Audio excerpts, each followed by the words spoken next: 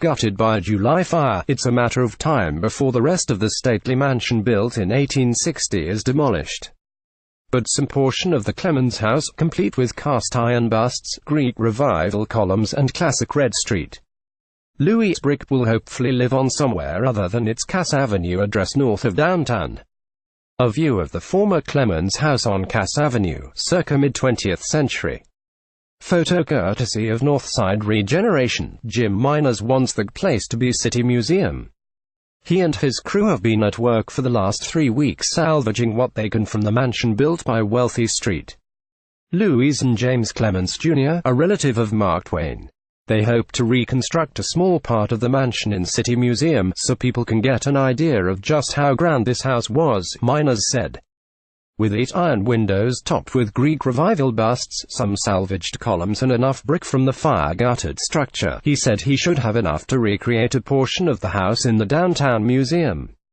He already has a relationship with City Museum, where he has donated other artifacts he's collected from around Street Louis. Some sources say the woman's face on the busts is the death mask of Clemens' wife, Eliza Mullenphy, who died of cholera in 1853. But Michael Allen, director of the Preservation Research Office, has written there is no evidence it is Eliza's face and instead is a common likeness of the Roman goddess Juno. City Museum director Rick Irwin said in an email that nothing has been finalized yet, but that the museum is excited that someone is working to preserve elements of the house and would be happy to show those elements in one form or another. For Eliza Clemens looks down from an 800-pound cast-iron window frame after being removed from the Clemens House in the 1800 block of Cass Avenue on Monday, Feb. 12, 2018. The house, built by James Clemens, a relative of Mark Twain, as a tribute to his wife, burned last July. Staff members from the City Museum, which collects historic Street Louis architecture, are removing the cast-iron structures before its upcoming demolition. Photo by Robert Cohen, Cohen at post-dispatch.com. Robert Cohen. For years, the historic mansion on Cass Avenue stood empty.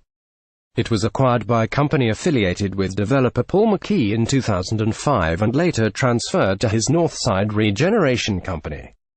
Plans to rehab the structure never materialized before fire destroyed the Greek Revival mansion last summer.